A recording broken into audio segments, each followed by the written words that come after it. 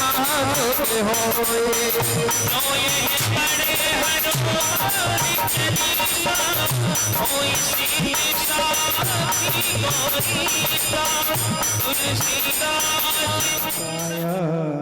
श्री कृष्णाय वयं नमः। व्यासाय नमः। सर्वोपचारार्थगन्धाक्षपुष्पाणि समर्पयामि।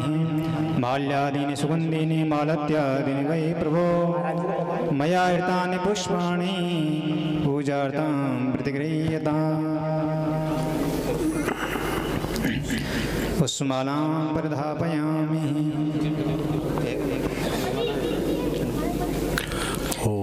गुरुर्ब्रह्मा गुरुर्विष्णुः गुरुर्देवो महेश्वरा गुरुसाक्षात् परब्रह्म तस्मै श्री गुरवे नमः। अखण्डमण्डलाकारं व्याप्तं येन चराचरं तत्पदं दर्शितं येन तस्मै श्री गुरवे नमः। सद्गुरुदेवाय नमः। पुष्पं पुष्पमालां प्रदापयामि।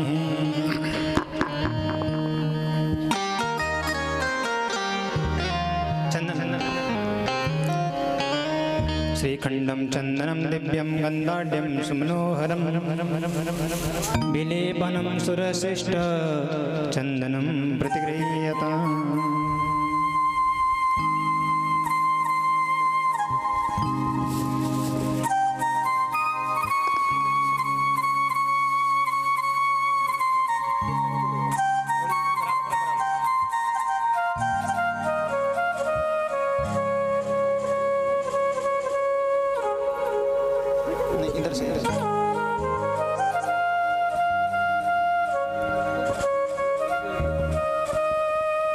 बोली सद्गुरुदेव भगवान की, व्यास भगवान की, श्रीमद्भागवत पुराण पुरुषोत्तम भगवान की।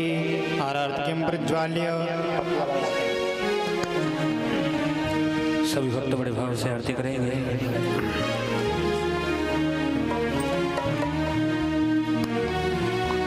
कि कर्पूरी गौरम करुणावतारम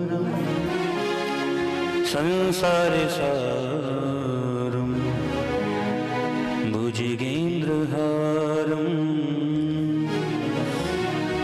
कि कर्पूरी गौरम करुणावतारम संसार सारम भुजगेन्द्रहारम।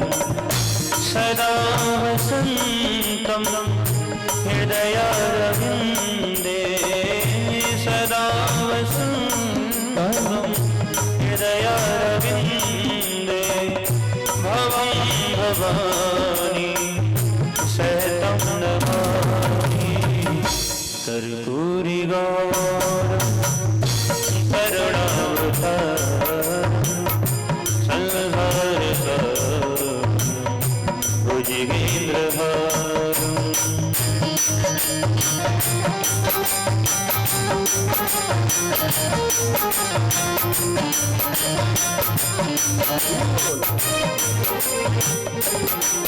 श्री भगवान की तलवार थी, पापियों को उससे है तारती। श्री भगवान की तलवार थी, पापियों को आपसे है तारती। पापियों को आपसे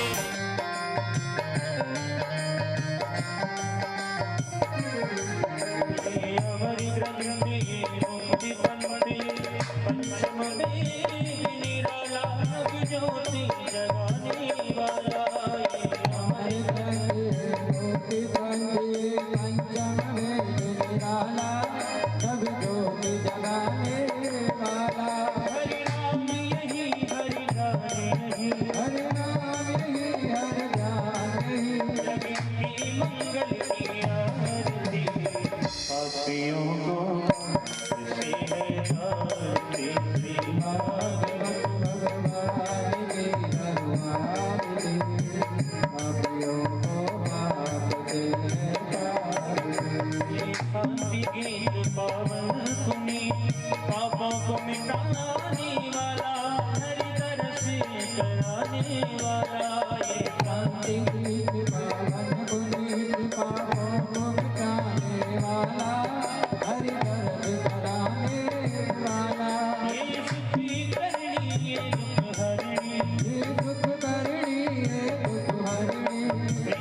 मधुसूदन की आरती पापियों को करते हैं आरती।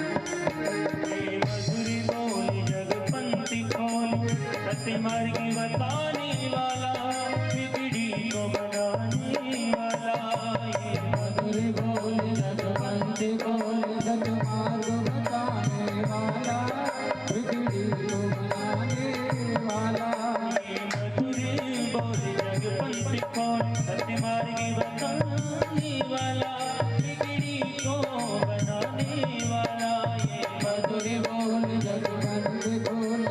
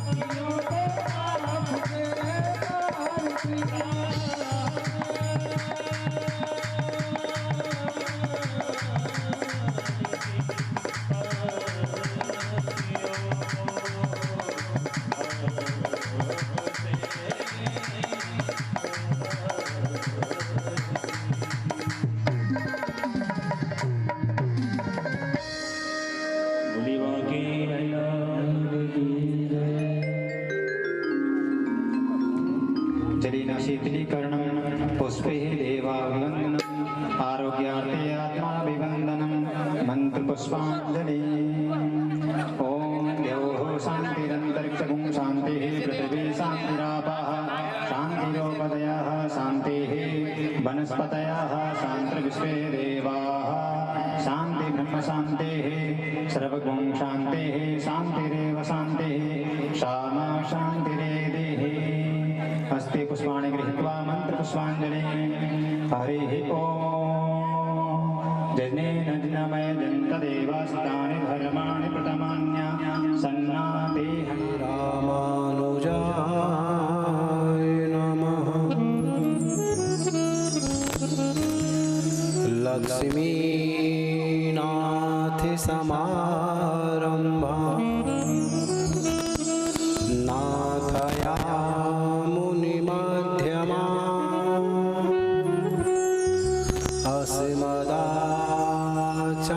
अस्मदाचार्यपर्यन्ता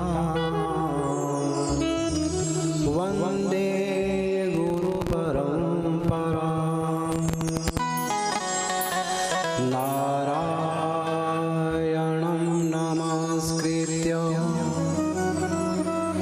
नरं चैव नरोत्तमं देवीं सरस्वतीं व्यासं ततो जयमुदीरये। राधा भक्तिर्हरिर्ज्ञानं ताभ्यां या वाचि समन्विता तां श्रीं भागवतीं गाथां वन्दे युगलरूपिणीं रामं रामानुजं वन्दे भरितं भरितानुजं सुग्रीवं वायुसूनं च प्रणमामि तमहं वन्दे परमानन्दमाधवम् ध्येयं सदा परिभवग्निमभीष्टदोहम् तीर्थास्पदं शिविरञ्चिनुतं शरण्यं भृत्यार्तिहं प्रणतिपालभवाब्धिपोतं वन्दे महापुरुषिते चरणारविन्दं वन्दे महापुरुषते चरणारविन्दम् जय जयदेव भगवान की जय हो, लक्ष्मी नारायण भगवान की जय हो, भागवत भगवान की जय हो, श्री वासुदेव राम कृष्ण धाम की जय हो, श्री वेदव्यास जी महाराज की जय हो, श्री सुखदेव जी महाराज की जय हो, जय जय श्री राधे।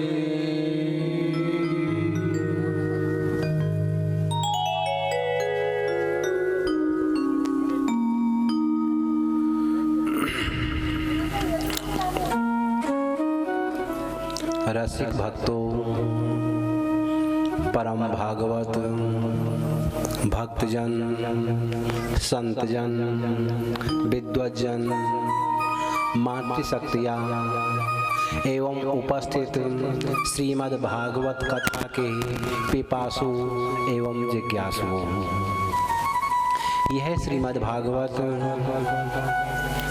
जो हम सभी मिलकर 7 दिवस पर्यंत श्रवण करने जा रहे हैं, ये क्या है? बोले ये भागवत साक्षात भगवान श्री कृष्ण की वाङ्मयी प्रतिमूर्ति है। ये कोई पोथी नहीं है, भागवत कोई ग्रंथ नहीं है। भागवत क्या है? बोले तेनेयं वाङ्मयी मूर्ति प्रत्यक्षा वर्तते हरे। साक्षात भगवान श्री कृष्ण की वाङ्मयी प्रतिमूर्ति है, यानी कि भगवान श्री कृष्ण का ही स्वरूप भागवत है। इसके सेवनात्, श्रवणात्, पाठात्, दर्शनात् पापनाशिनी। क्या होता है? और इसका सेवन करने से, इसका श्रवण करने से, इसका पठन करने से, इतना ही नहीं, भागवत का दर्शन करने मात्र से मनुष्य के सारे पापों का नाश हो जाता है। इतना ही नहीं, भागवत शास्त्र तो यहाँ तक घोषणा कर रही है, यहाँ तक हमको बता रही है कि किम श्रुतै बहुभिः शास्त्रैः पुराणस्य ब्रह्मावहै। जितने शास्त्रों को हम पढ़ेंगे, जितने शास्त्रों को हम सुनेंगे, हमारा भ्रम बढ़ता हुआ चला जाएगा। भागवत घोषणा कर रही है कि एकम भागवतम शास्त्रम मुक्तिदानेन गर्जति। मेरी शरण में आओ, मैं तुम्हें मुक्त कर दूंगा। तो आइए हम भी इस कथा से लाभान्वित होकर इस कथा को श्रवण करके अपने जीवन को धन्य बनाएं, अपने जीवन को मंगल बनाएं, अपने जीवन को कृतार्थ करें। लेकिन इस कलिकाल में मानव जीवन को धन्य बनाने के लिए, मानव जीवन को पावन बनाने के लिए, मानव जीवन को कृतार्थ करने के लिए उस परम पिता परमात्मा का नाम लेना बहुत ही आवश्यक है। सतयुग में ध्यान समाधि से काम चल जाता था, त्रेता में यज्ञ आगादि से काम चल जाता था, द्वापर में भगवान की पूजा करने मात्र से भगवत कृपा हो जाती थी। लेकिन इस कलिकाल में मानव जीवन को धन्य बनाना है तो उस परम पिता परमात्मा का नाम लेना ही पड़ेगा। तो आइए हम कथा श्रवण से पूर्व सभी मिलकर के 2 मिनट बड़े प्रेम से भगवान नाम संकीर्तन करें। श्रीमन्नारायण नारायण नारायण, श्रीमन्नारायण नारायण नारायण नारायण नारायण नारायण,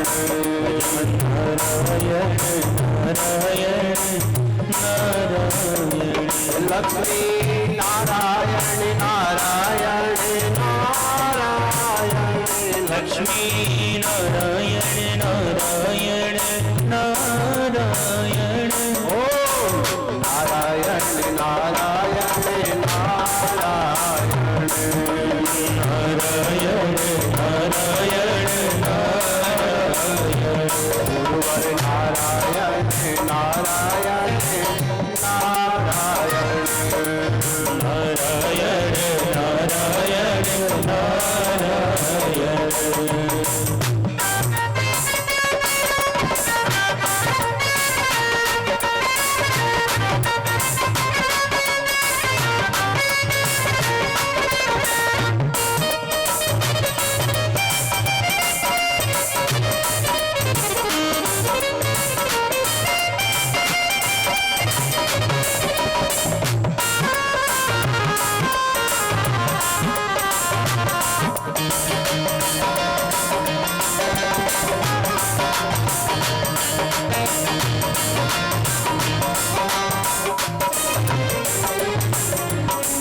गजे और ग्रार लड़े जल भीतर,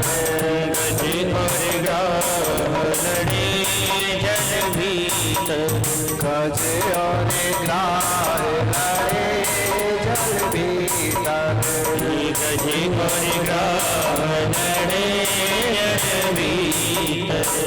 लड़ते लड़ते गजे नारायण राम, लड़ते लड़ते गजे नारायण राम,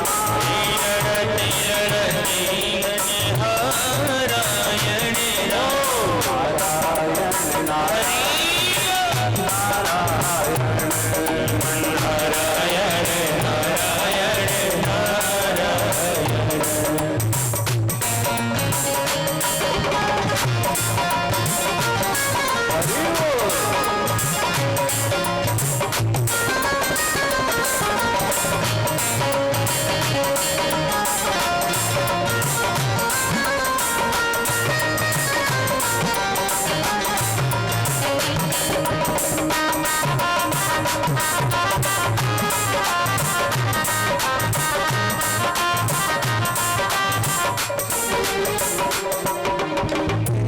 भरे सूंड रही जल ऊपर, भरे सूंड रही जल ऊपर, भरे सूंड रही जल ऊपर, भरे सूंड रही जल ऊपर, हरे हरि नाम उचारा सब ये नाम उचारायण, नारायण नारायण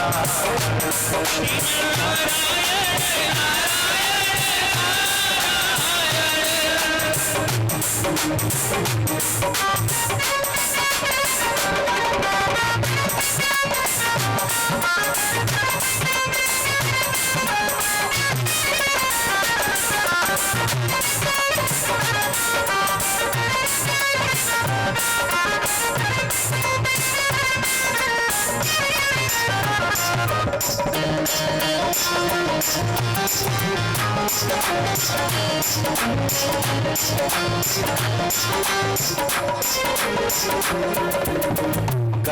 की तेरे सुनी रघुनंदन, गज की तेरे सुनी रघुनंदन, गज की तेरे सुनी रघुनंदन, गज की तेरे सुनी रघुनंदन, करुण छोड़े बरधारायण राम, करुण छोड़े बरधारायण, नारायण नारायण नारायण नारायण नारायण नारायण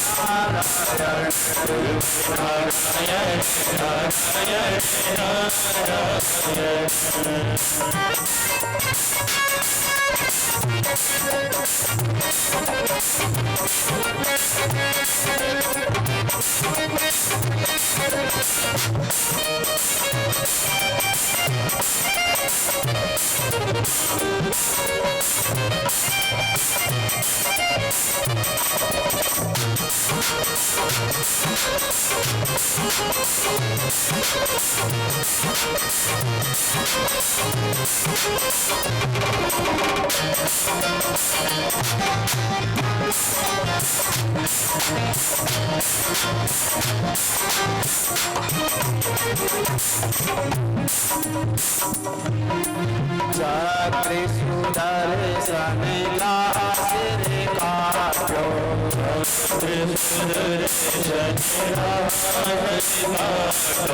चक्र सुदर्शन लासिर काटो, चक्र सुदर्शन लासिर काटो, फंदे छुड़ाया राम,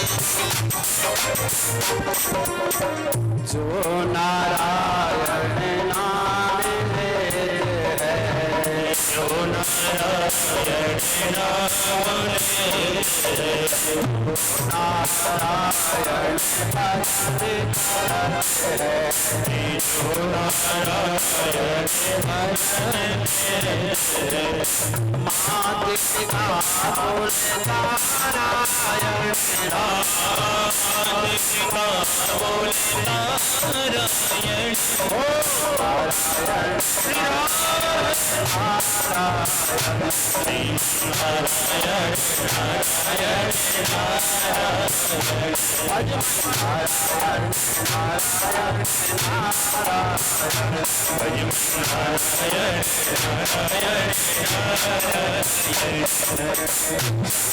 सखी अजुबान कृष्ण चले, सखी अजुबान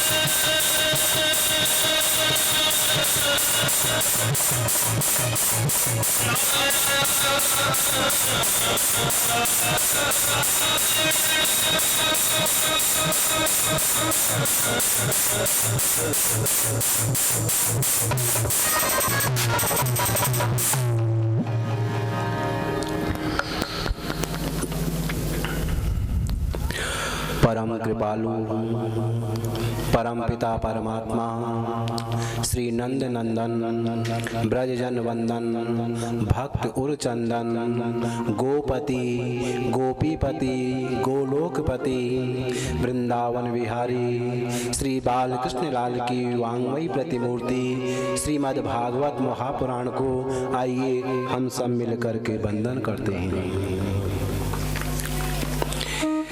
प्यारे भगवत प्रेमियों, श्रीमद् भागवत सप्ताह ज्ञान महायज्ञ का श्री वासुदेव रामकृष्ण धाम में आज प्रथम दिवस शुभारंभ होने जा रहा है। प्रतिवर्ष की तरह इस वर्ष भी नव वर्ष के उपलक्ष्य में 25 दिसंबर से 1 जनवरी तक ये आयोजन विगत 5 वर्षों से चलता हुआ आ रहा है। इसी कड़ी में सभी भक्तजन मिलकर के इस आयोजन का आनंद लेते हैं और साथियों को दिलवाते भी हैं। प्रतिवर्ष अलग अलग भागवत का परीक्षित यजमान बन करके होती तो सबके सहयोग से ही है। प्रतिवर्ष कोई न कोई परीक्षित बनता है और इसी कड़ी में अब की बार दिल्ली से स्वर्गीय हमारे राजेंद्र जी गुप्ता, जिनको बबली के नाम से भी जाना जाता है, उनकी धर्मपत्नी अपनी बेटियों के साथ मिलकर के इस आयोजन का आनंद ले रही है और हम सभी इसमें सम्मिलित हैं। प्रेमियों, श्रीमद् भागवत सप्ताह ज्ञान महायज्ञ का श्रवण करने के लिए हम अपने मन को यहाँ ना रख करके माँ गंगा के उसी परम पावन तट पर लेकर के चलते हैं। कहाँ? बोले जहाँ श्री सुखदेव जी महाराज के मुखारविंद से राजा परीक्षित भागवत गंगा का अवगाहन कर रहे हैं, उस भागवत रूपी गंगा में गोते लगा रहे हैं। प्रेमियों, ये भागवत बड़े भाग्य से मिलती है, जिसके ऊपर यहाँ तक कहेंगे कि भगवान की जिसके ऊपर पूर्ण कृपा हो वही इस गंगा में गोता लगा सकता है। नहीं तो अगर कृपा नहीं है ना तो छुट्टी भी ले ली, 7 दिन की छुट्टी भी ले ली, लेकिन ऐसे फंस जाते हैं कि पंडाल में नहीं आ पाते हैं। तभी तो भागवत के महात्म्य में ही लिखा है कि एक जन्म का नहीं जन्मांतरे भवेत पुण्यम तदा भागवतम लभेत। एक जन्म का नहीं, जन्म जन्मांतर के, युग युगांतर के, कल्प कल्पांतर के भाग्य इस जीव के जब उदय होते हैं ना, तभी ये जीव ऐसे आयोजनों में सम्मिलित हो पाता है। एक और बात, भगवान की कृपा कैसे, बोले जब इलेक्शन होते हैं ना, इलेक्शन, तो इलेक्शन में जनता की तरफ से कोई प्रतिनिधि खड़ा होता है, जनता मिलकर के उसे इलेक्ट करती है, वोट देती है, तब वो जीतता है और तब जाकर के वो विधानसभा में या लोकसभा में या अपनी ग्राम पंचायत में कहीं जाकर के बैठता है, जब जनता उसे इलेक्ट करती है। लेकिन यहाँ इलेक्शन नहीं है, वहाँ में यहाँ में फर्क है, वो छोटी सरकार है और ये बड़ी सरकार है। यहाँ इलेक्शन नहीं है, यहाँ क्या है, बोले सिलेक्शन है। यहाँ जनता इलेक्ट नहीं करती, यहाँ जनता इलेक्ट नहीं करती, बल्कि यहाँ तो श्री कृष्णाय वयं नमः सच्चिदानंद रूपाय, उस परमपिता परमात्मा का नाम है सच्चिदानंद। लेकिन व्याकरण की दृष्टि से सच्चिदानंद में 3 शब्द निकलते हैं, सत, घन चित, घन आनंद। तीनों से मिलकर के सच्चिदानंद बना है। आइए तीनों शब्दों की व्याख्या बड़ी सुंदर है। सत किसे कहते हैं, बोले सत्य कहते हैं अविनाशी को, जिसका कभी विनाश ना हो। उस संसार की जितनी भी वस्तुएं हैं, जितने भी जीव है ना, सबका विनाश होना है। अविनाशी कौन है, बोले अविनाशी एकमात्र परमात्मा ही है, उसका कभी विनाश नहीं होता। तो सत्य, बोले सत्य परमात्मा है। चित्त क्या है, बोले चित्त कहते हैं ज्ञान को। हम लोगों को ज्ञान होता है, लेकिन थोड़ा ही घाटा पड़ जाए, कुछ ऐसी स्थिति बन जाए ना, तो हमारा ज्ञान अज्ञान में परिवर्तित हो जाता है। इसलिए वो परमात्मा ही चित्त स्वरूप है। और आनंद, आनंद तो आप सब जानते होंगे। आनंद की व्याख्या बड़ी विचित्र है, लेकिन हम लोग आनंद को थोड़ा सीमित रखते हैं। बढ़िया हलवा पूड़ी खा लिया, किसी ने पूछा कैसा लगा, बोले बड़ा आनंद आया। लेकिन जैसे कथा सुनकर के 2-4 घंटे बाद पूछते हैं क्या हुआ, बोले बड़ी जोर की भूख लग रही है। अभी आनंद आया था, वो गया कहाँ? बोले हम लोगों को आनंद आता है, लेकिन हमारा आनंद क्षणिक है। कौन? बोले वो परम पिता परमात्मा ही हमेशा आनंद स्वरूप है।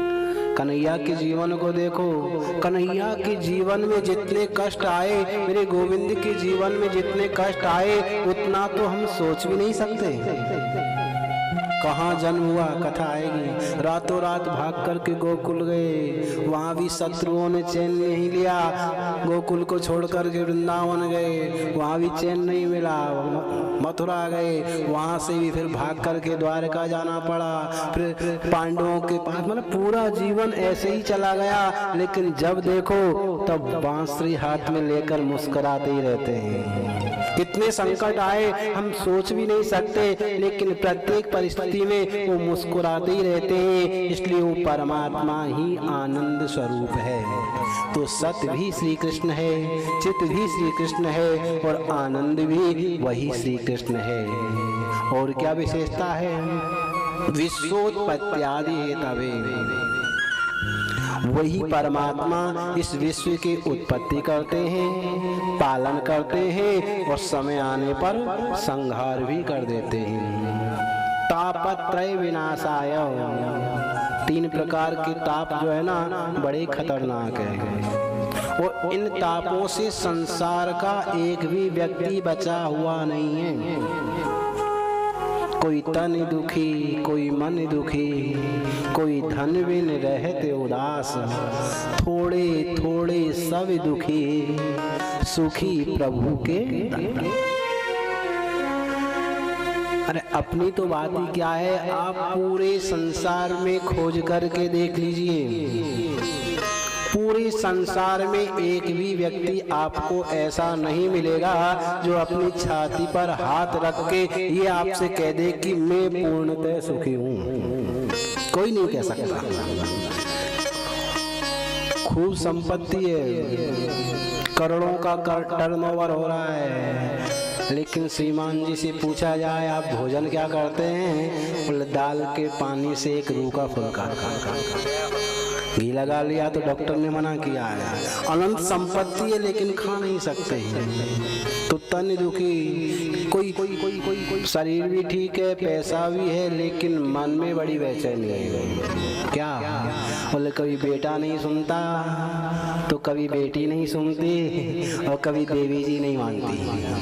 यही होता है, मन से बड़ी दुखी है, शरीर भी ठीक है, बच्चे भी बात मानते हैं, लेकिन तीसरी प्रॉब्लम क्या, बोले कोई धन विन रहते उदास। सब कुछ ठीक है लेकिन अब 1000 रुपये रोज कमा के लाए हैं और वो किराया दें, बच्चों की फीस दें या राशन का सामान लाए, क्या क्या करें। तो कोई तन दुखी, कोई मन दुखी, कोई धन विन रहते उदास।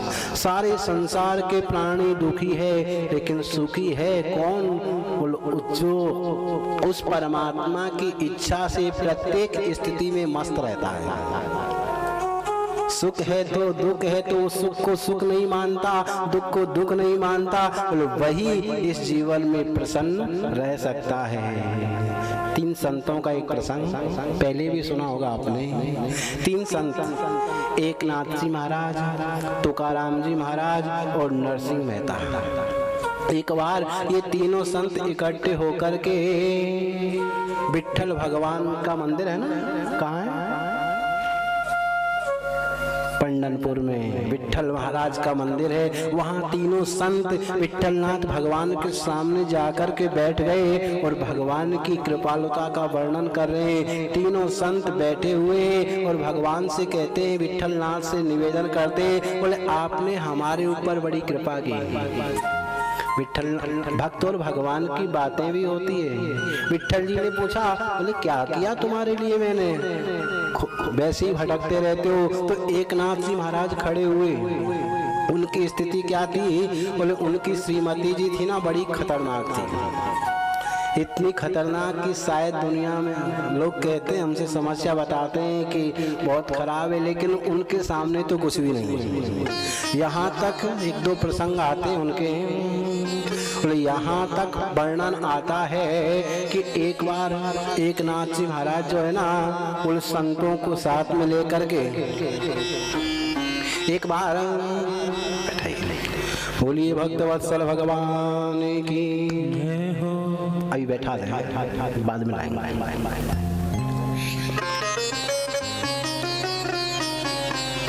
वर्णन आता है कि एक बार एकनाथ जी महाराज जो है ना, वो संतों के साथ अपने घर पर बैठे हुए हैं। उनकी देवी जी निकल कर के आई और एकनाथ जी से कहा, इन बाबाओं को मैं पानी भरने के लिए जा रही हूँ, जब तक लौट कर के आऊँ उससे पहले इन बाबाओं को यहाँ से भगा देना।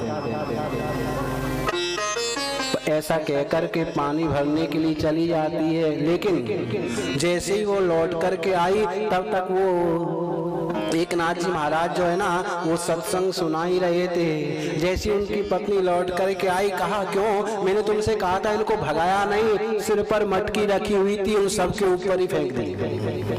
लेकिन एकनाथ जी नाराज नहीं हुए, एकनाथ जी हंसने लगे, संतों से कहने लगे, और देखो आज तक तो तुमने सुना होगा कि गरजने वाले बादल बरसते नहीं है, मेरी पत्नी को देखो गरजती भी और बरसती भी है। इतना अपमानित होने के बाद भी वो खुश है। एक कथा और आती है एकनाथ जी की, और एकनाथ जी एक बार किसी के यहाँ पूजा आदि करने गए, गांव था और दक्षिणा में उनको एक गन्ना का बंडल, 8-10 गन्ने होंगे, उनको कंधे पर दक्षिणा में लेकर के आ रहे थे।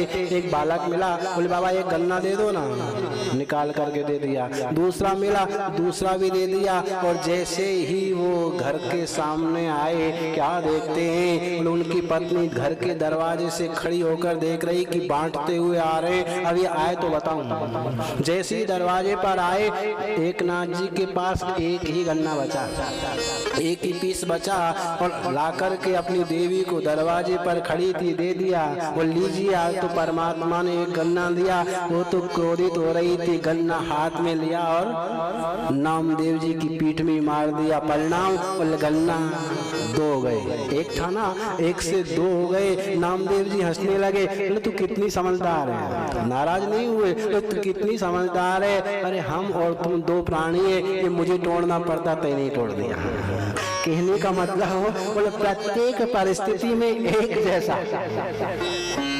ये संतों के जीवन से मिलता है। एकनाथ जी कहते हैं, बोले प्रभु आपने कृपा की, आपने मुझे लायक नहीं, अनुकूल नहीं, प्रतिकूल पत्नी दी है। आप जानते थे कि अगर नामदेव को, एकनाथ को बोले अनुकूल पत्नी दूंगा ना तो ये मुझसे दूरी बना लेगा। इसलिए क्या करता हूँ, मैं भोजन करने के लिए घर जाता हूँ, चुपचाप भोजन करता हूँ, वो सुनाती रहती है गीत, वो सुन करके तुरंत आश्रम में आता हूँ, भजन करता रहता हूँ। आपने अच्छा ही किया।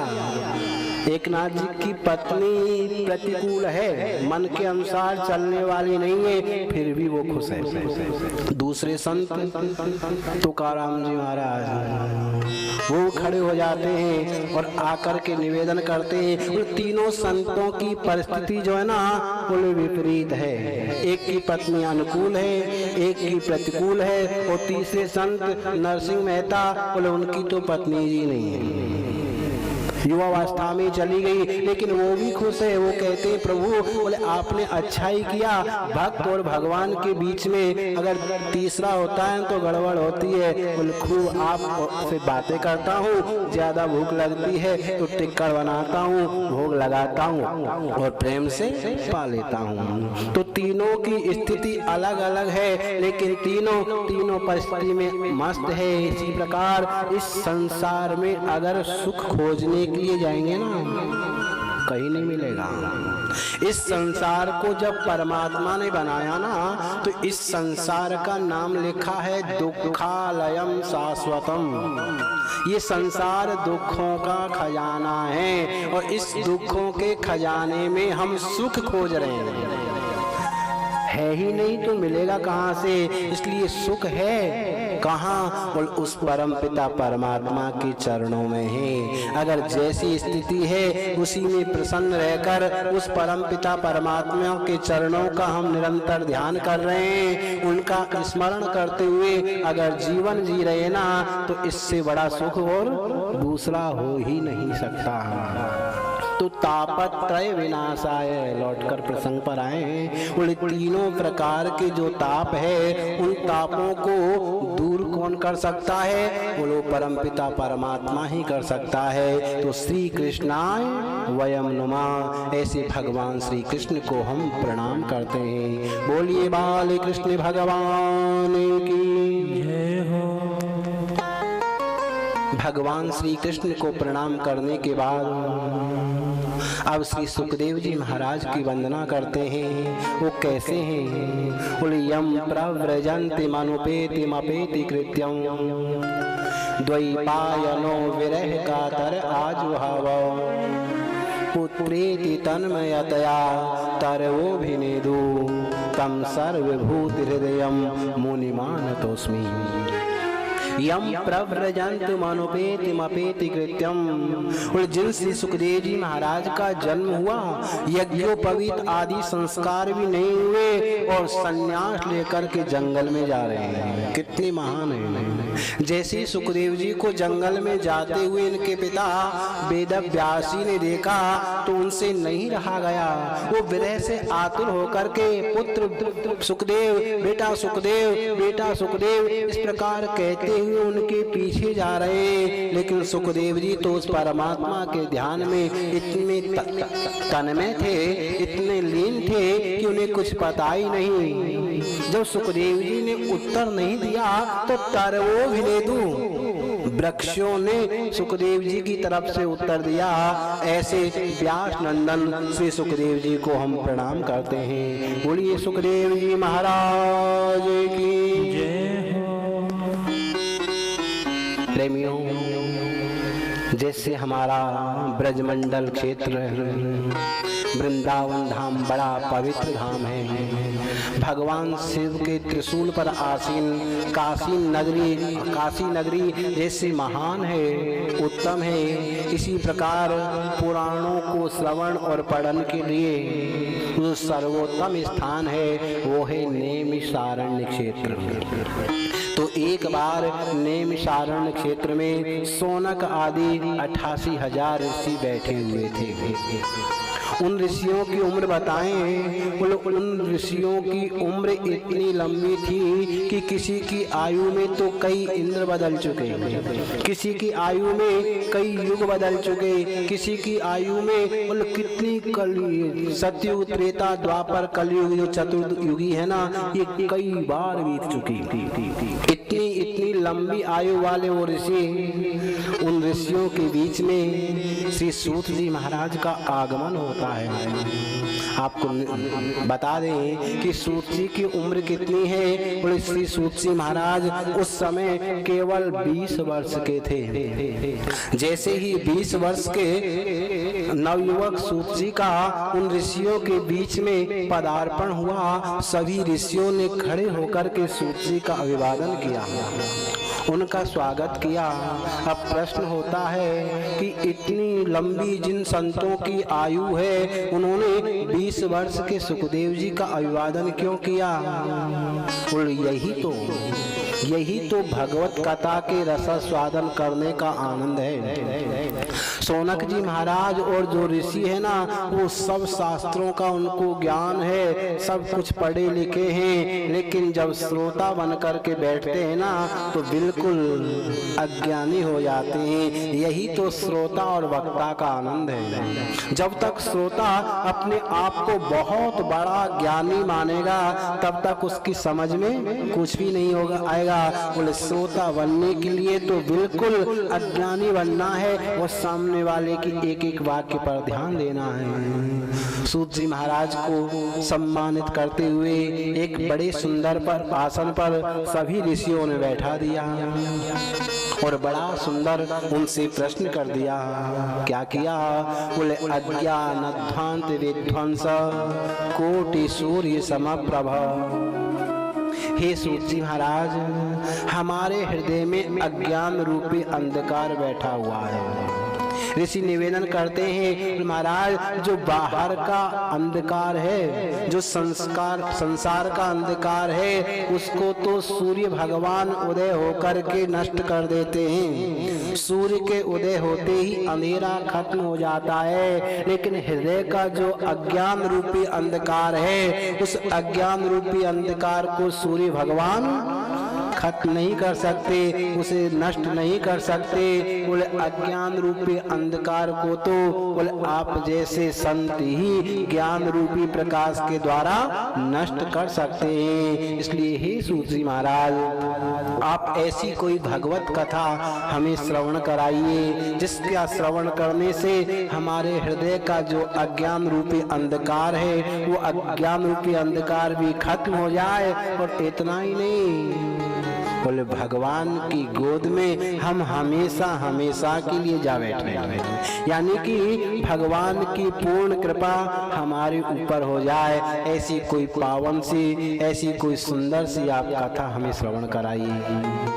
ऋषियों के इस प्रश्न को सुनकर के सूत जी महाराज आनंदित हो जाते हैं। सूत जी मन में निवेदन विचार करते हैं, बोले इन्होंने जो प्रश्न किया है, जिस कथा को श्रवण करने के लिए ये उत्सुक हो रहे हैं ना, इस कथा से केवल इनका ही नहीं, बोले आगे जाकर के समाज का भी कल्याण होगा, सब लोगों का भी भला होगा। इसलिए सूत से आनंदित हो जाते हैं और शौनक आदि ऋषियों से कहते, ऋषियों ये प्रश्न जो तुमने किया है ना, इससे तुम्हारा ही नहीं बल्कि सबका कल्याण होगा। बोले हमारा जीवन क्या है, आप सब भी विचार करें।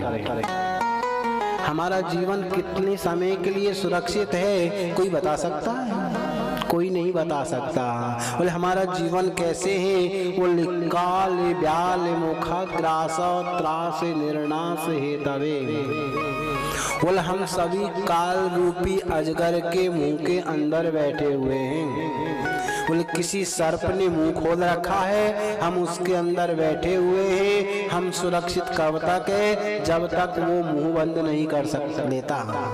जैसे उसने मुंह बंद किया, बोले हमारे जीवन का अंत हो जाएगा। इसी प्रकार हम सभी काल के मुंह में बैठे हुए हैं। हमारे जीवन का बोले एक क्षण का भी भरोसा नहीं है। लेकिन सूत जी कहते ऋषियों, भले ही हमारे जीवन का कोई भरोसा नहीं है, लेकिन फिर भी मैं तुम लोगों के कल्याणार्थ, बोले संसार के कल्याण के लिए उस परमात्मा की ऐसी कथा तुम्हें श्रवण कराऊंगा, बोले जिस कथा को श्रवण करने से तुम्हारा कल्याण थोड़े ही समय में सुनिश्चित है। बोले कौन सी कथा?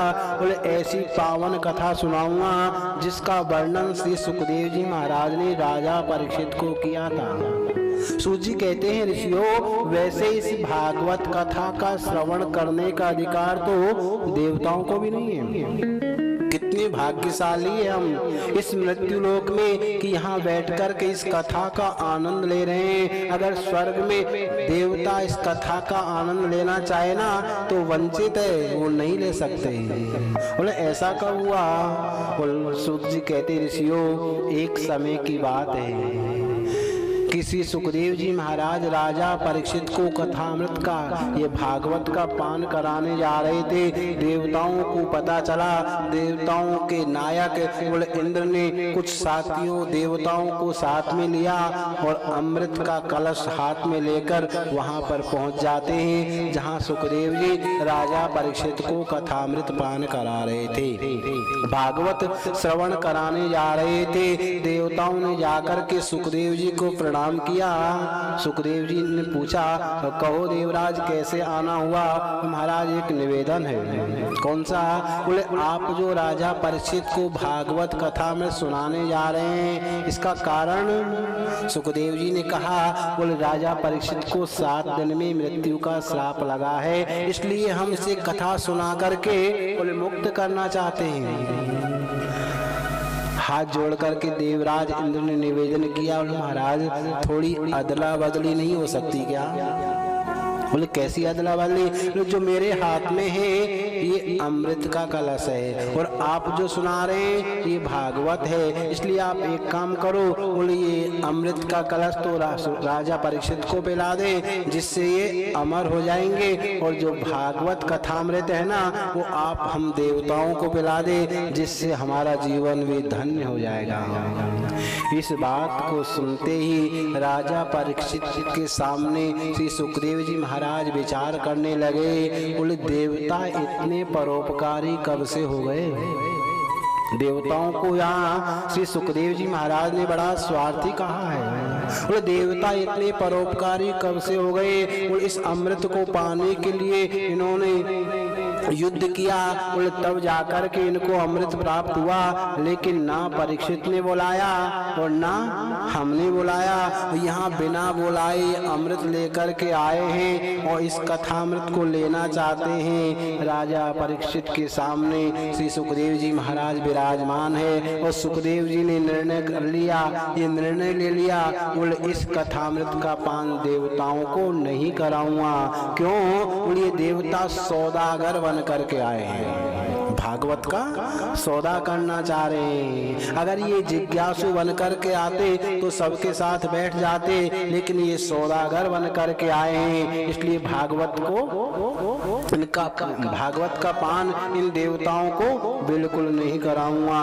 और यही हुआ। देवताओं से सुखदेव जी महाराज ने कहा, बोले देवताओं तुम बड़े स्वार्थी हो, जो तुम अमृत का कलश लेकर के आए हो ना, और इसकी बराबरी तुम भागवत कथामृत से करना चाहते हो। ये बराबरी तो ऐसी हुई, क्वे कथा क्व सुधा क्व कथा लोके क्व काचय क्व मणिर महान।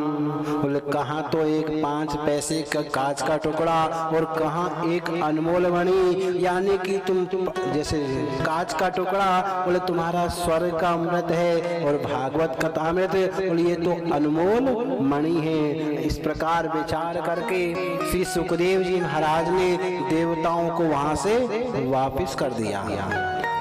अब तो बड़े हताश उदास और निराश होकर के देवता लौट कर के जाते हैं और जाकर के पिता में ब्रह्मा से निवेदन करते हैं, महाराज हमारा मृत्यु लोक में बड़ा अपमान हुआ। ब्रह्मा जी ने पूछा क्या हुआ? बोले श्री सुखदेव जी महाराज राजा परीक्षित और सबको कथामृत सुना रहे थे, भागवत सुना रहे थे, लेकिन हमें मना कर दिया। ब्रह्मा जी ने कहा बोले परेशान क्यों होते हो? अरे देवताओं थोड़ा इंतजार करो, 7 दिन तक इंतजार करो कि भागवत सुनने से क्या होता है। अब तो जैसे ही 7 दिन के बाद ब्रह्मा जी के पास समाचार गया। क्या समाचार? बोले यानी कि राजा परीक्षित को 7 दिन में मुक्ति हो गई, उनको मुक्ति मिल गई। अब तो ब्रह्मा जी ने इस समाचार को सुना, उनके आश्चर्य का ठिकाना नहीं रहा और तुरंत ब्रह्मा जी ने एक हाथ में तराजू लिया। तराजू लेकर के एक पलड़े में भागवत को रखा और दूसरे पलड़े में उन मुक्ति के जितने भी साधन है ना उनको रखा और ब्रह्मा जी ने तोलना आरंभ कर दिया। प्रेमियों लघु नन्यानि जातानि गौरवेण इदम महत।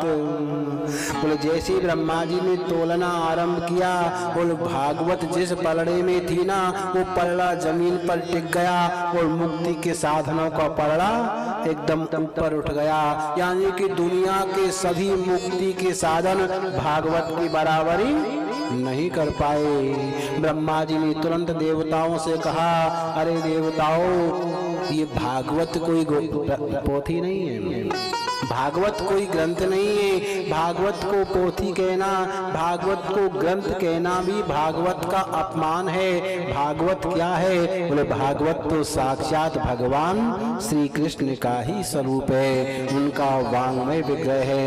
देवताओं के साथ ब्रह्मा जी ने उनको प्रणाम किया और सारे देवता वहां से लौट करके चले जाते हैं।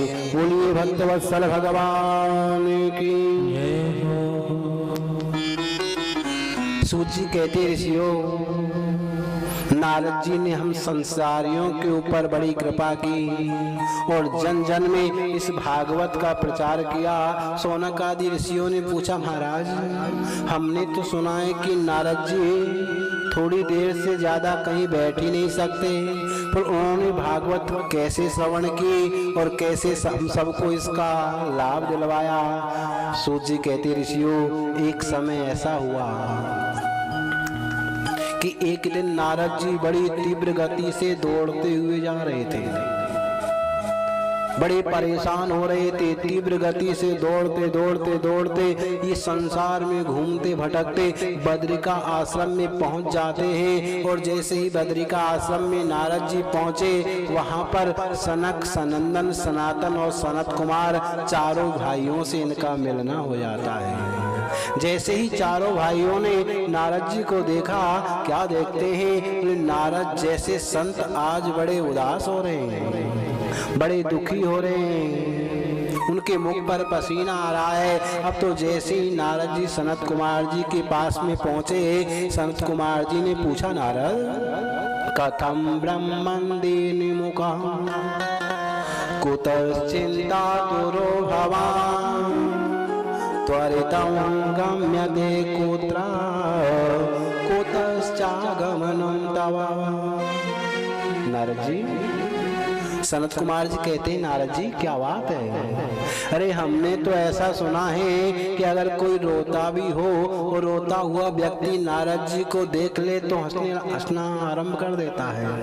आप तो दुखों की निवृत्ति करने वाले संत है, फिर आप जैसा संत आज दुखी क्यों हो रहा है? आप जैसा संत आज उदास क्यों हो रहा है? सनत कुमार जी कहते हैं नारद जी अरे जब संसारी लोग परेशान परेशानी से घिरते हैं, संसारी लोग जब कष्टों से घिरते हैं तो संतों के पास में आकर के अपने दुख को रखते हैं और उनके दुख का निवारण होता है। लेकिन सनत कुमार जी कहते हैं, नारद जी आप जैसा संत जब इस प्रकार से दुखी हो जाएगा तो इन संसारियों का क्या होगा, इन संसारियों को कौन संभालेगा।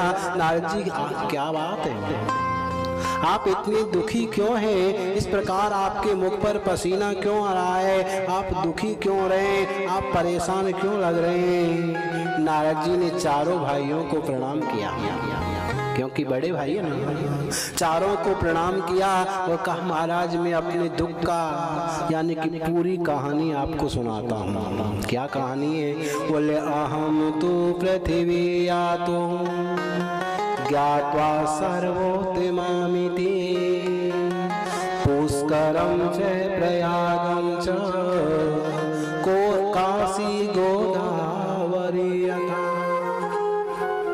नारद जी कहते महाराज मैंने संसार में भ्रमण करते करते विचार किया, बोले मृत्यु लोक में जाकर के देखूं कि वहां संसार में सभी प्राणी कैसे रह रहे हैं, ऐसा मेरे मन में विचार आया। नारद जी कहते मैं मृत्यु लोक में पहुंचा और मृत्यु लोक में जाकर के मैंने कई तीर्थों का भ्रमण किया, पुष्करम च प्रयागम च काशीम गोदावरीम तथा सभी तीर्थों में गया।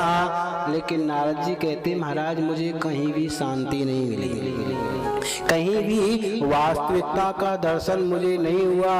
सब तीर्थों पे मैंने जाके देखा, बोले लोग दिखावा ज्यादा करते हैं, सत्यम नास्ति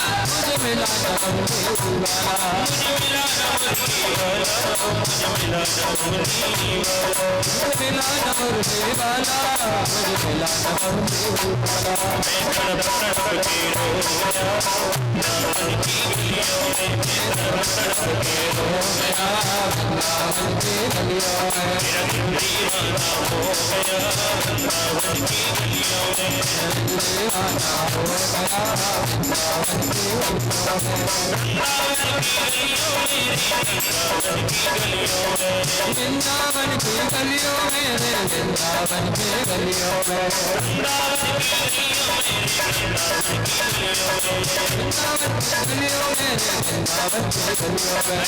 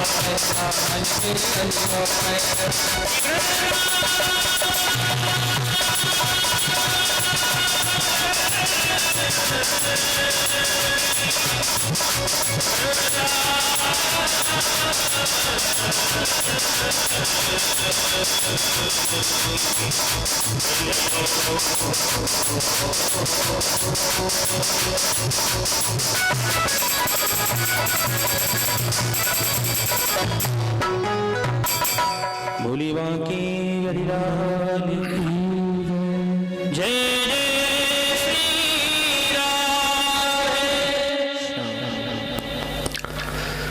नारद जी कहते महाराज, जैसे ही मैं श्रीधाम वृंदावन में गया तो दुनिया को जो कष्टों में देखा, सभी जगह घूम कर के जो देखा, उससे जो दुख था ना वो खत्म हुआ।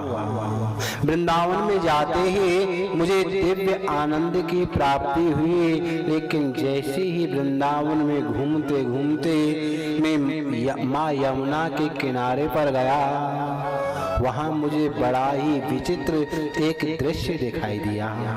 क्या देखा? यमुना के किनारे जैसे ही मैं गया तो यमुना के किनारे एक बड़ी ही सुंदर युवावस्था की कोई माँ यमुना के किनारे बैठी हुई थी। उसे घेर करके हजारों स्त्रियां बैठी हुई थी। कोई उस माँ को हवा कर रही थी, कोई चवल ढुला रही थी, कोई उसको पसीना पहुँच रही थी, कोई उससे बातें कर रही थी, सब उनको खुश करने का प्रयास कर रही थी, लेकिन वो बेचारी बड़ी हताश, निराश और उदास होकर के बैठी हुई थी।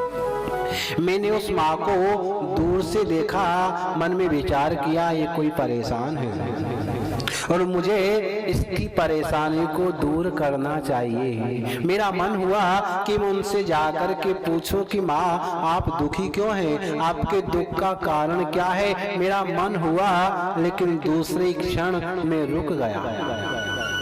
क्यों रुका? मैंने मन में विचार किया कि माताएं बड़ी विचित्र होती है। एक मिनट में आंख में आंसू, दूसरी मिनट में आंख में आग। मैं अगर गया, मैंने पूछा माँ क्या दुख है, तो तुरंत कह देगी तुझे क्या मतलब। इसलिए मेरा मन था कि उनके कष्ट को दूर करूं, लेकिन रुक गया। दूर से खड़ा होकर के वहां बगल से निकल रहा था, उनके पास में नहीं गया। लेकिन जैसे ही उसने मुझे देखा, तुरंत हाथ उठाया और हाथ उठा करके निवेदन किया, आवाज लगाई, बोले भो भो साधो क्षणम तिष्ठा मच्चिंतामपि नाशय दर्शनं तव लोकस्य सर्वथा गहरं परम्। अरे ओ महात्मा जी, अरे संत जी, जरा रुको तो सही, क्योंकि साधनोति परम कार्यम इति साधु। जो दूसरे के बिगड़े हुए कार्य को बना दे वही तो साधु है।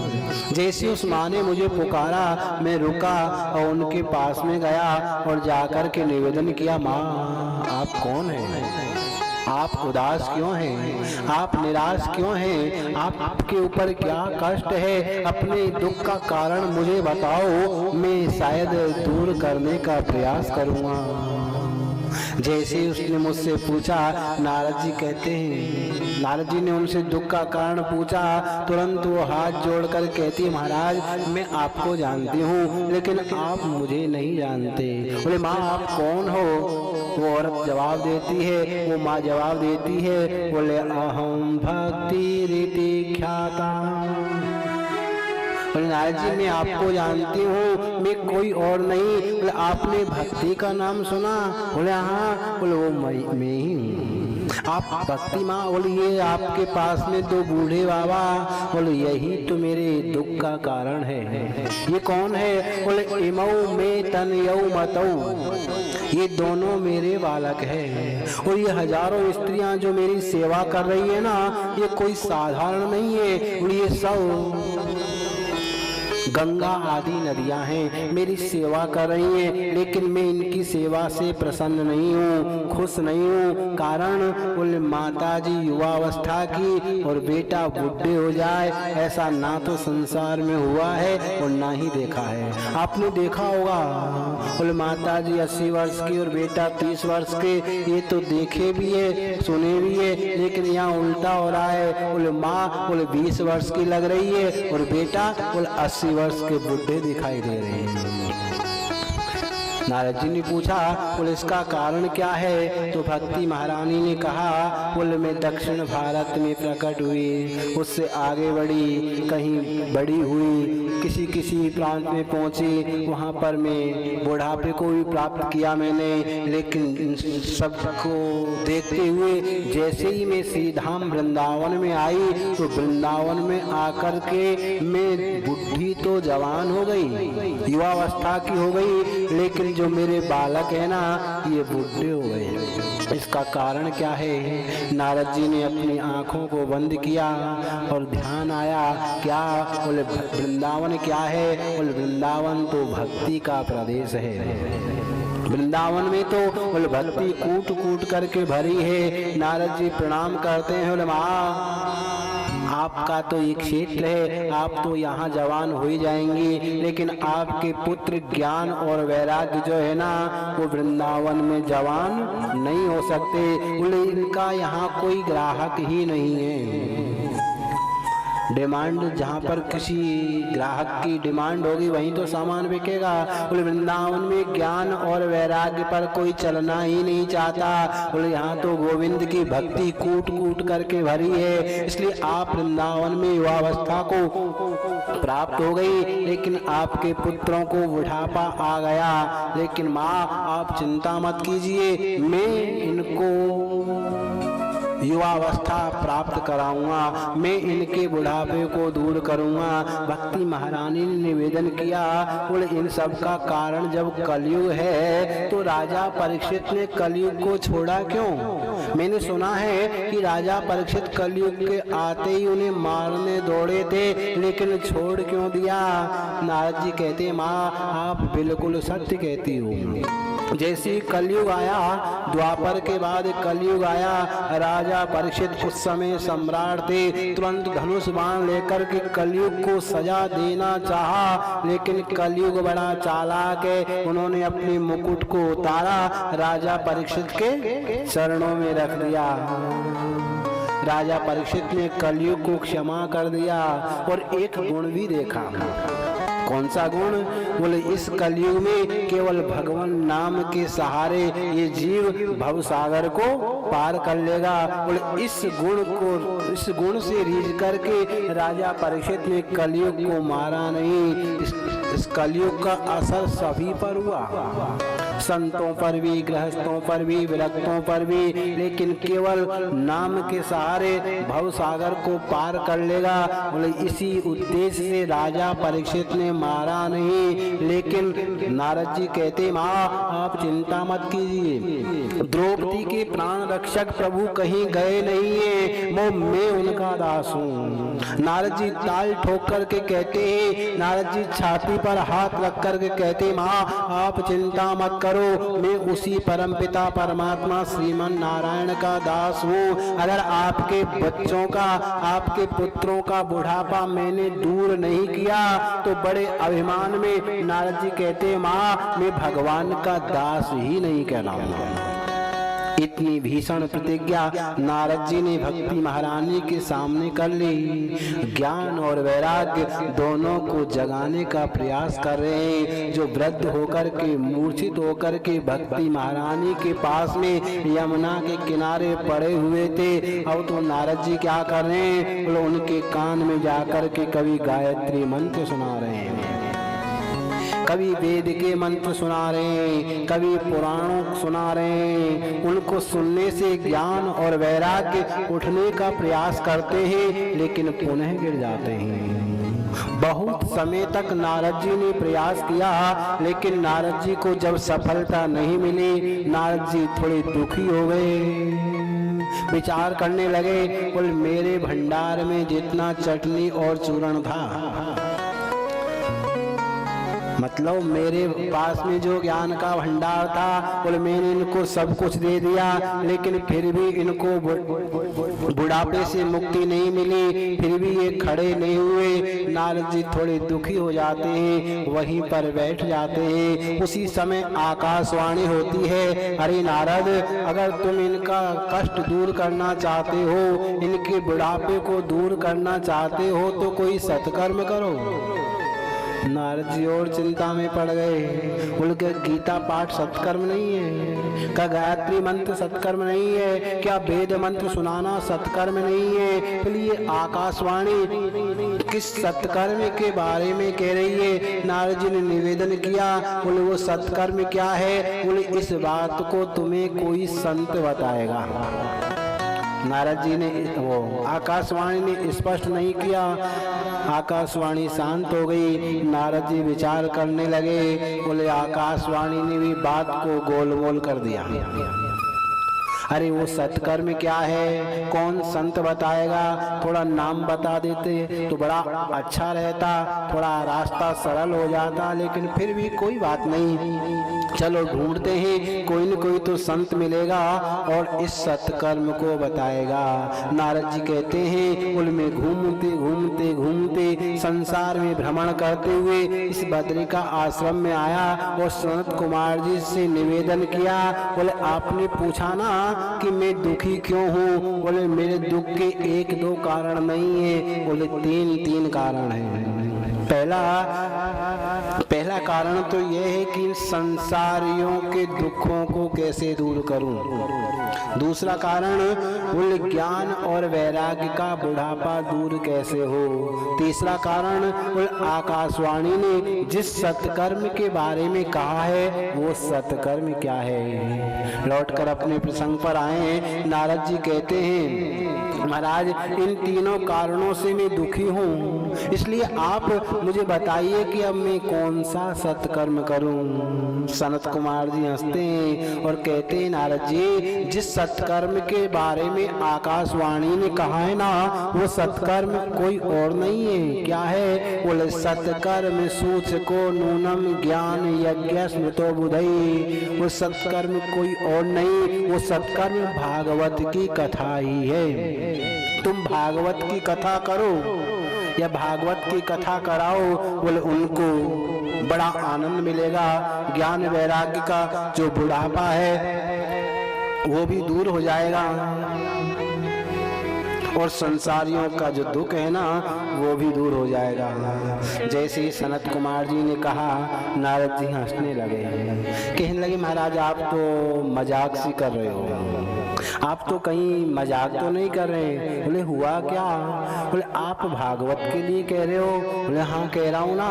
बोले मैंने ऐसा सुना है कि जितने भी वेद है ना, वेद वेदांत आदि जो भी है उनका जो सार है ना वही भागवत है। भागवत वेदों के अंदर से ही निकली है। नारद जी कहते हैं जब मैंने संपूर्ण वेदों को ही सुना दिया तो केवल भागवत सुनाने से होगा क्या।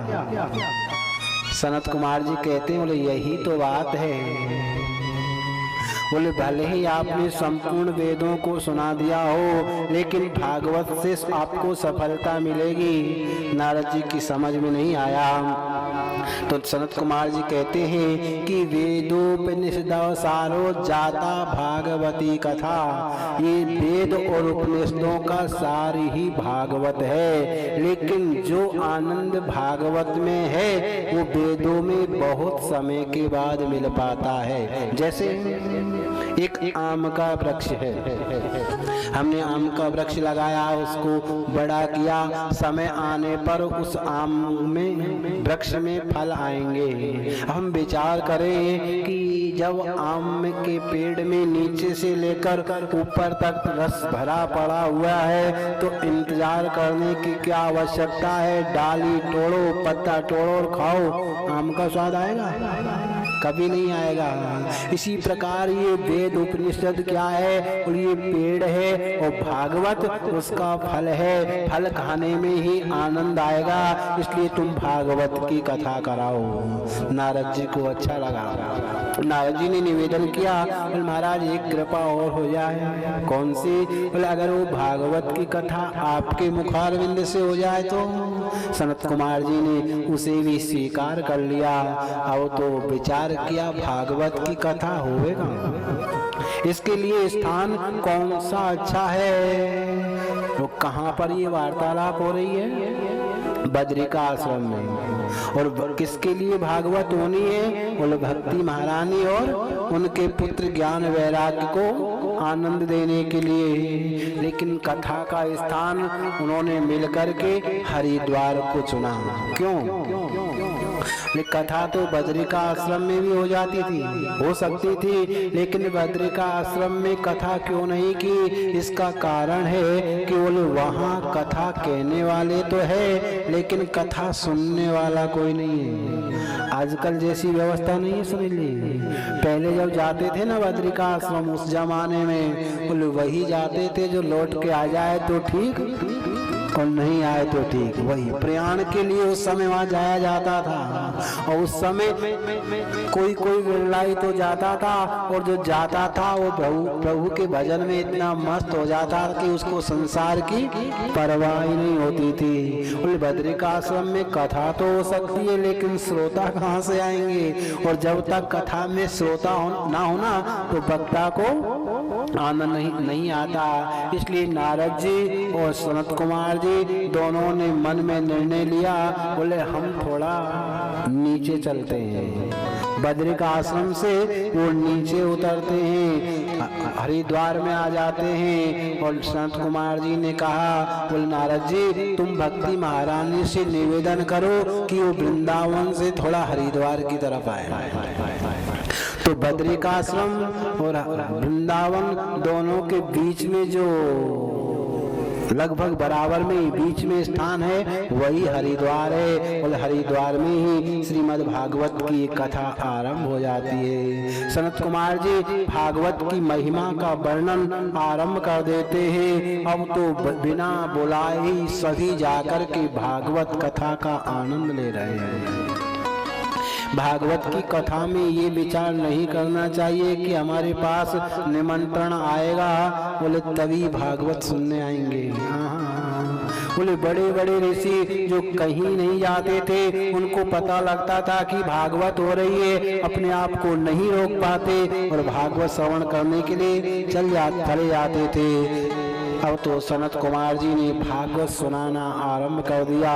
सभी वहां पर दौड़ दौड़ करके उस आनंद को ले रहे हैं। भागवत की महिमा का सनत कुमार जी वर्णन कर ही रहे थे। और उसी दिव्य आनंद में भक्ति महारानी से नहीं रहा गया और भक्ति महारानी वहां पर प्रकट हो जाती है। बोलिए भक्ति महारानी की जय हो। जैसे ही अपने पुत्र ज्ञान और वैराग्य के साथ भक्ति महारानी वहां पर प्रकट हुई, सभी भक्तजन सभी श्रोता बड़े आनंदित हुए। भक्ति महारानी को और ज्ञान वैराग्य को आसन देने लगे। लेकिन सनत कुमार जी ने कहा नहीं नहीं, इन्हें आसन की आवश्यकता नहीं है। सनत कुमार जी ने भक्ति महारानी से निवेदन किया, बोले हे महारानी, हे भक्ति जी, आप तो सभी हृदय भक्तों के हृदय में जाकर जाके बैठ जाओ।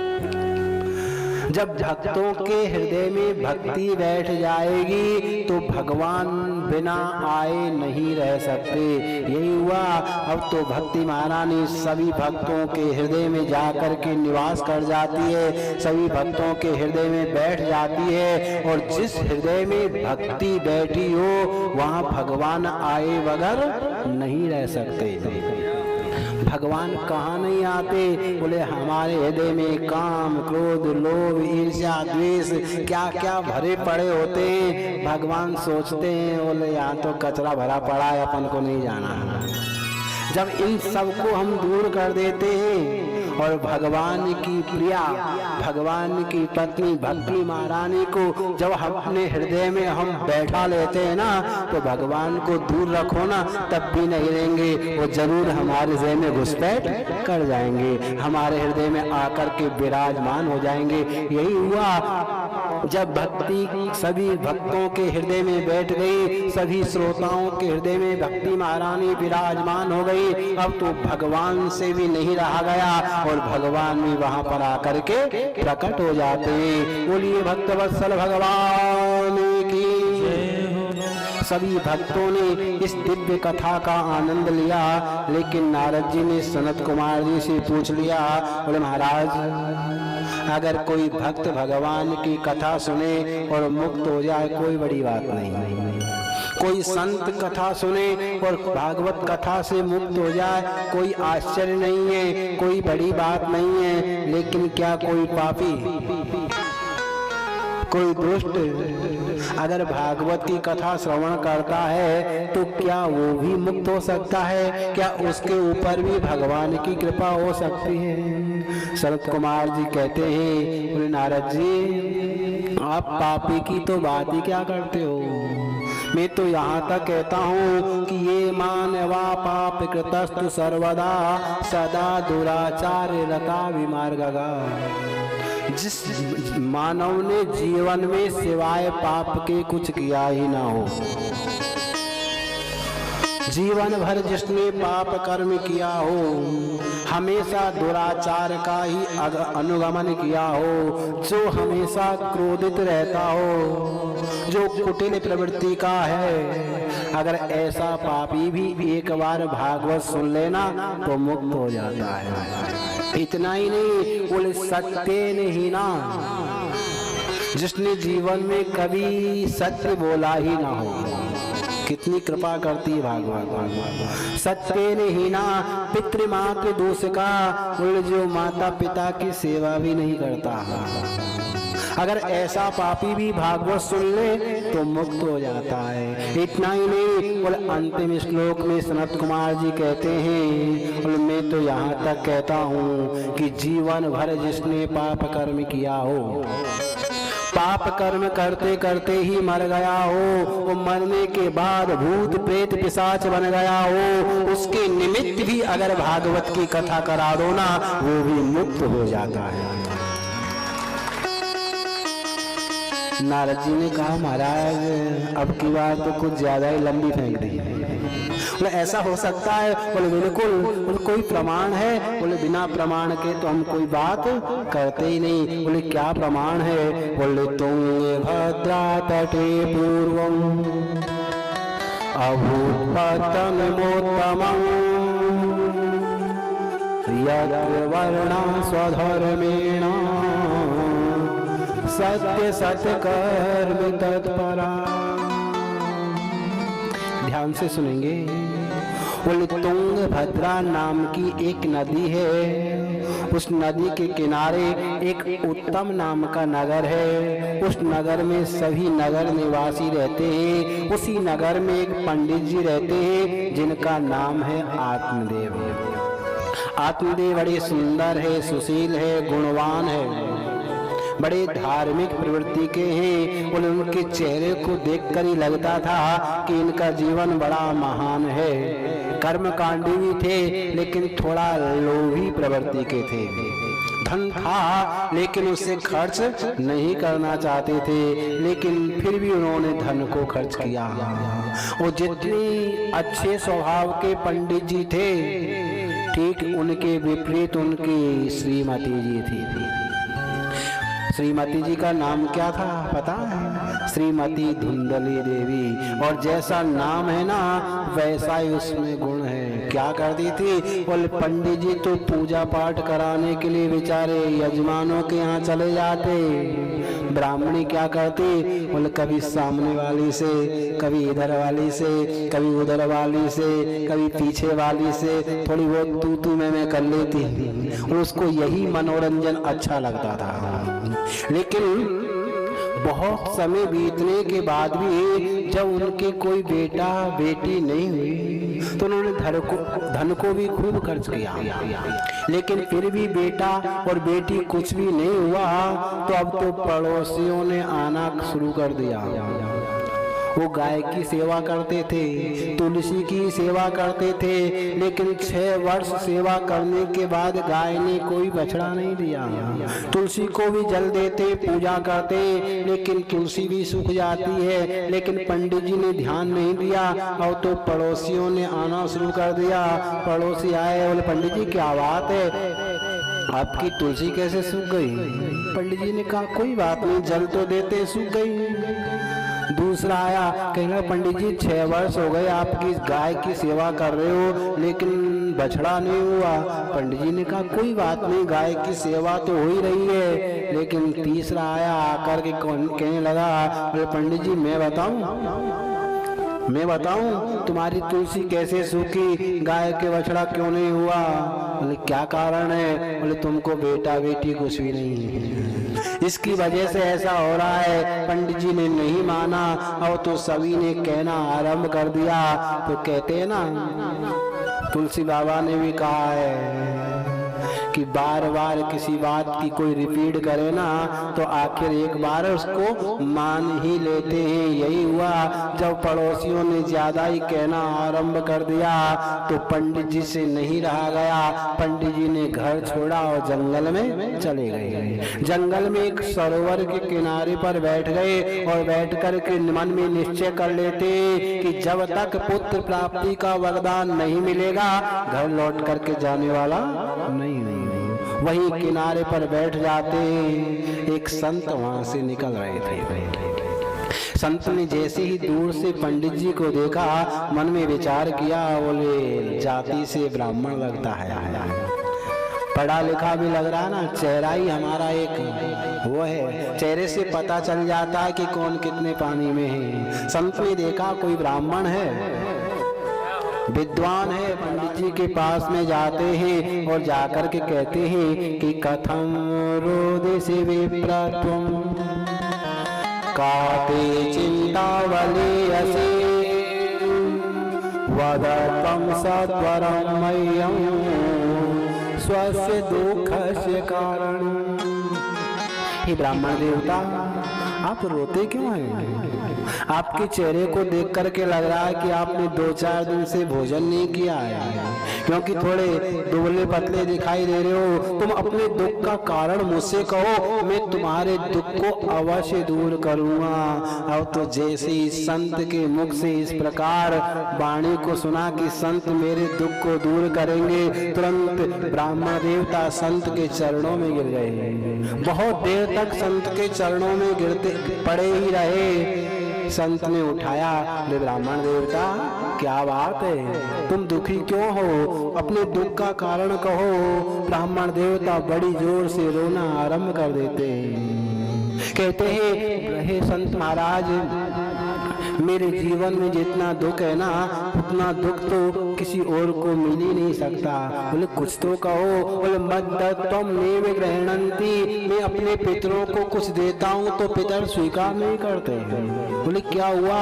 बोले मैं गाय की सेवा करता हूँ, बछड़ा नहीं है, तुलसी की सेवा करता हूँ, वो भी सूख जाती है। संत ने कहा कोई कारण तो बताओ, स्पष्ट तो करो।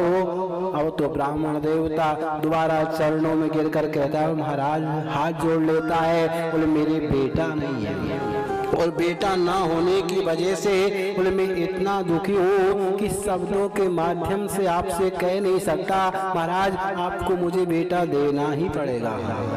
संत हंसने लगे। संत हंसने लगे, विचार करने लगे। बोले मैं तो कुछ और ही सोच करके आया था। बोले मैंने सोचा और कोई संत ब्राह्मण है, विद्वान है, और भगवान के नाम की चर्चा होगी, कोई सत्संग होगा, और ये तो कह रहा है कि बेटा चाहिए। संत ने समझाना चाहा। बोले अगर बेटा हो जाएगा तो क्या होगा?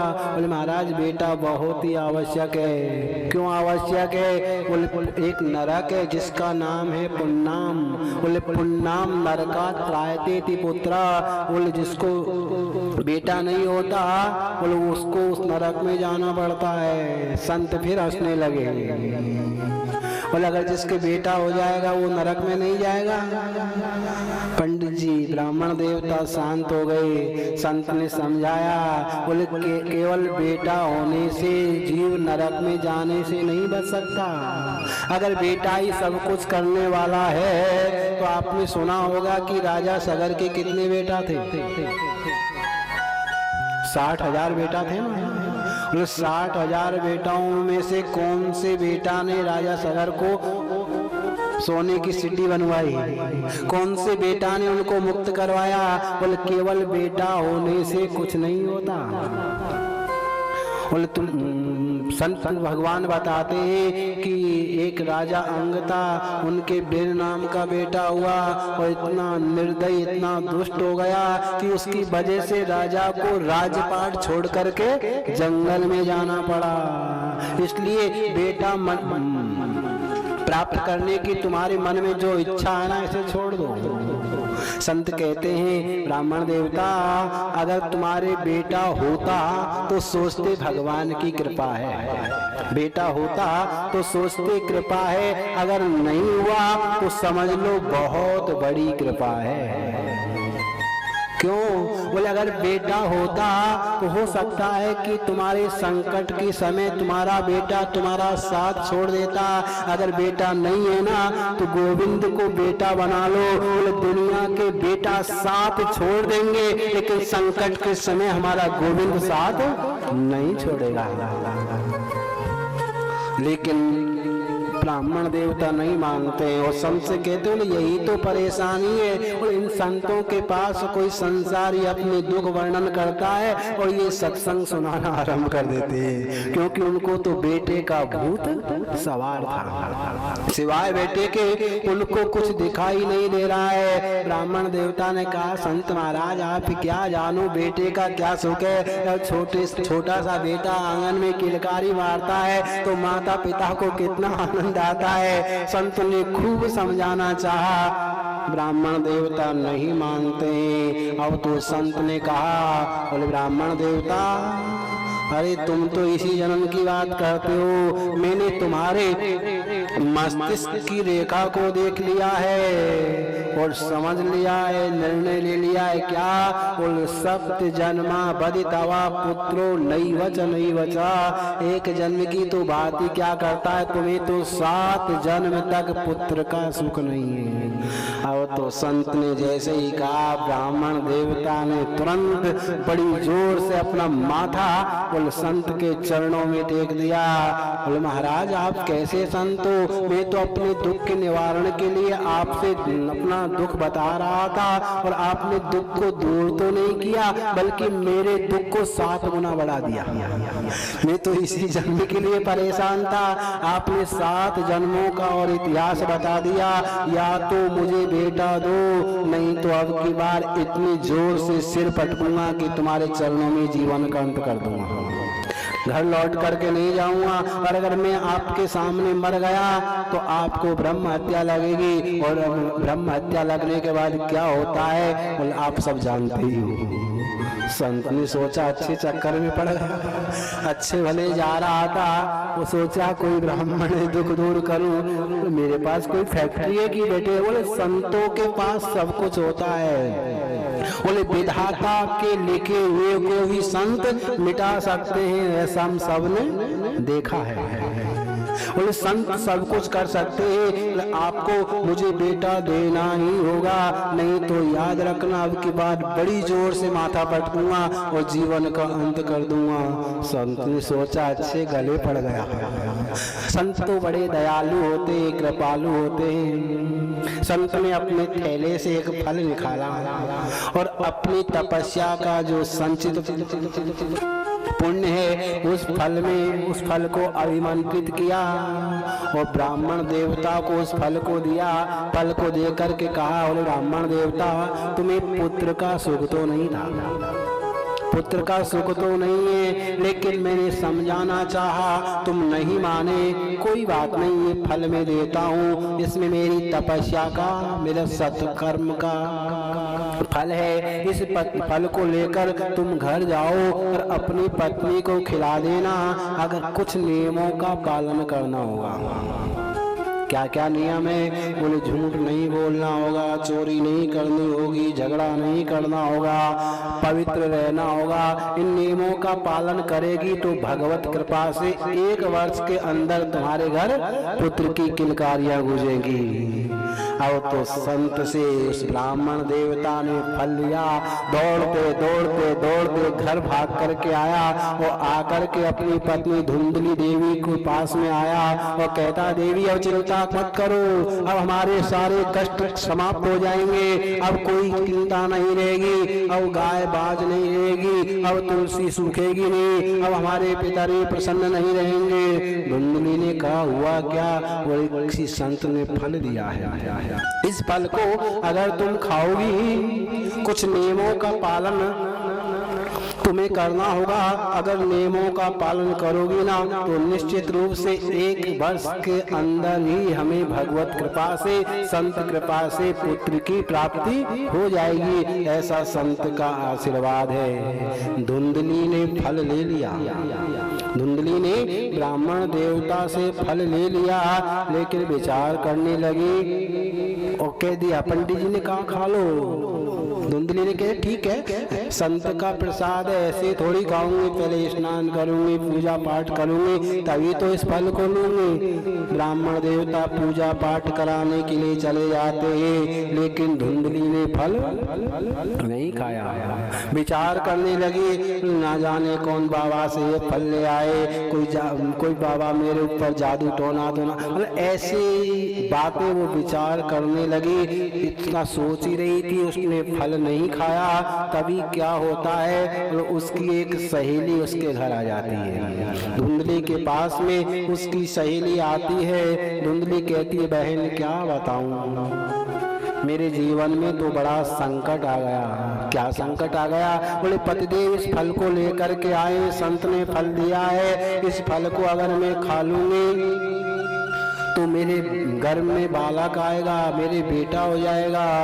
सहेली ने कहा, ये तो अच्छी बात है, तुम चाहती हो, तुम्हारे बेटा है ही नहीं, वो संत कृपा से बालक हो जाए तो अच्छी बात है। बोले वो सब तो ठीक है, लेकिन फल भक्षेण गर्भस्या, इस फल को अगर मैं खाऊंगी तो गर्भवती हो जाऊंगी। जब गर्भवती हो जाऊंगी तो जो मेरे पेट में सारा स्थान है उसको बालक घेर लेगा।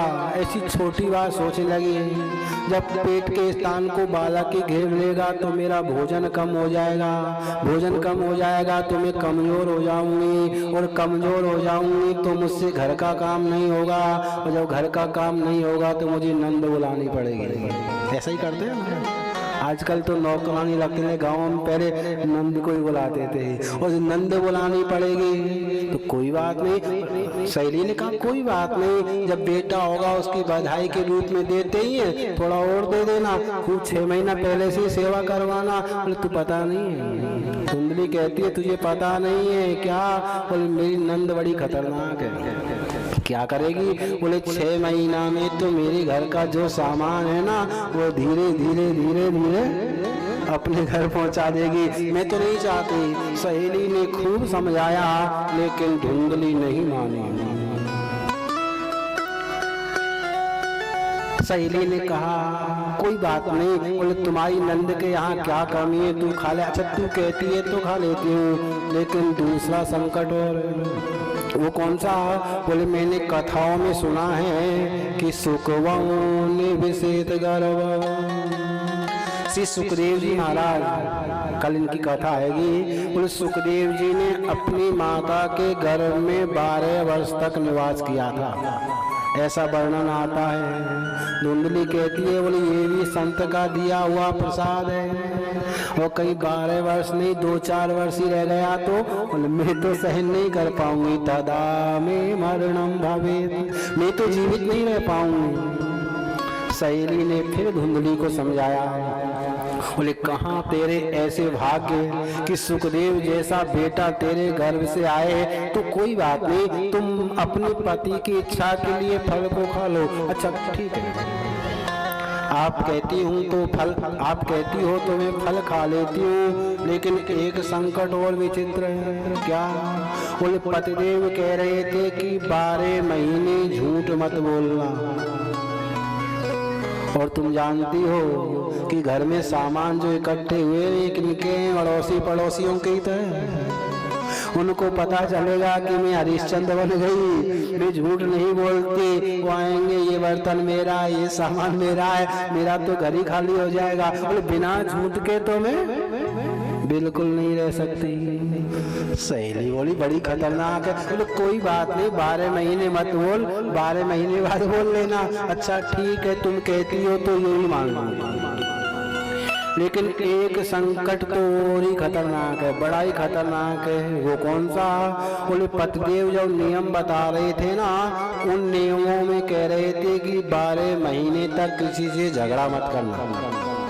अब तुम ही बताओ, पंडित जी तो सुबह से चले जाते हैं, शाम को पूजा पाठ करके आते हैं, और उस जमाने की बात है घर में कोई टीवी और वो तो था नहीं, मोबाइल तो पूरा दिन सबके पास कैसे हो? बोले कभी इधर से कभी उधर से, बोले थोड़ा बहुत झगड़ा हो जाता, बोले उसी को मनोरंजन मानती थी। सहेली कहती है तू खा ले, लेकिन धुंधली एकदम मना कर देती है। अब तो सहेली वहां से चली जाती है। बोले बहन जैसे तेरे मन में आ वैसे कर, मैं तुझे नहीं समझा सकती। सहेली के चले जाने के बाद भी धुंधली ने फल को नहीं खाया।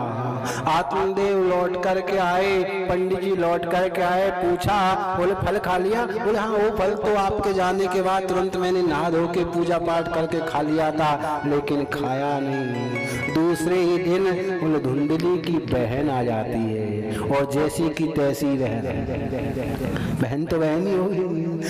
सारी कहानी बोले धुंधली ने अपनी बहन को सुनाई। बहन इसमें चिंता की क्या बात है? बहन तो धुंधली की है ना। बोले इसमें चिंता की क्या बात है? बोले इतना बड़ा संकट चिंता और तू कह रही है, ये कोई फर्क नहीं पड़ता।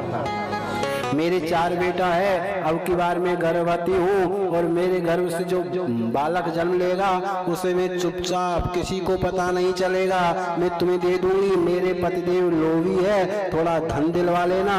ऐसे दोनों बहनों ने योजना बनाई, धुंधली और उसकी बहन ने योजना बनाई। पंडित जी सीधे साधे थे, कह दिया बोले भगवत कृपा से अब मेरे बेटा होने वाला है। पंडित जी भोले वाले, उन्होंने ध्यान नहीं दिया। समय आने पर बोले धुंधली ने अपनी बहन के वहां से उस गुप्त रीति से पुत्र को मंगवा लिया। प्रातः काल होते ही बोले जाहिर कर दिया, मेरे बिना कष्ट के संत कृपा से पुत्र हुआ है। और तो पुत्र जन्म का समाचार जैसे ही आत्मदेव पंडित जी ने सुना, बड़े आनंदित हो गए। सभी लोगों से कहने लगे बोले मेरे घर भी अभी किलकारियां गुजेगी। बड़े आनंदित हो रहे थे, बड़े खुशी मना रहे थे। थोड़ा बड़ा हुआ, नामकरण संस्कार का समय आया। जैसे नामकरण संस्कार का समय आया, हर पिता चाहता है कि मेरा बेटा मुझसे आगे रहे, मेरा बिजनेस यहाँ है ना, बेटे का और ज्यादा हो, मेरी छोटी नौकरी है बेटे की और बड़ी लगे। हर पिता की यही इच्छा होती है, हर पिता की बोले यही इच्छा होती है। आत्मदेव जी नामकरण करने लगे। बोले मैं खुद विद्वान हूँ, मैं अपने पुत्र का नामकरण करूँगा। बोले मेरा नाम है आत्मदेव, इसलिए मैं बोले अपने पुत्र का नाम रखूँगा ब्रह्मदेव। और जैसे ही पंडित जी ने कहा पुत्र का नाम ब्रह्मदेव, तुरंत धुंधली खड़ी हो गई। बोले वाह जी वाह, 9 महीने तक कष्ट मैंने सहन किया है, और नाम रखोगे तुम अपने नाम से मिलता हुआ। बोले मैं ऐसा नहीं होने दूंगी। क्या होगा? बोले झगड़ा होने लगा। वो अपने नाम से मिलता हुआ रखना चाहती है, वो अपने नाम से मिलता हुआ रखना चाहती है। स्थिति ऐसी बन गई एक डॉक्टर और वकील साहब जैसी। सुनिए आपने, और एक डॉक्टर साहब थे, उनकी जो घरवाली, जब शादी हुई ना, तो जो घरवाली है ना वो वकील थी। दोनों की शादी हो गई, दोनों ने गांव को छोड़ा और शहर में रहना आरंभ कर दिया। मकान ले लिया, पैसे तो थे ही, बोले शहर में रहना आरंभ कर देते हैं। लेकिन जो डॉक्टर साहब, अभी बेटा नहीं हुआ था, 2-3 साल शादी को हो गई थी। तो एक दिन दोनों अपनी अपनी ड्यूटी करके आ गए। अब भोजन आदि करने के बाद ड्राइंग रूम में बैठे हुए थे। जैसे ही ड्राइंग रूम में बैठे हुए थे,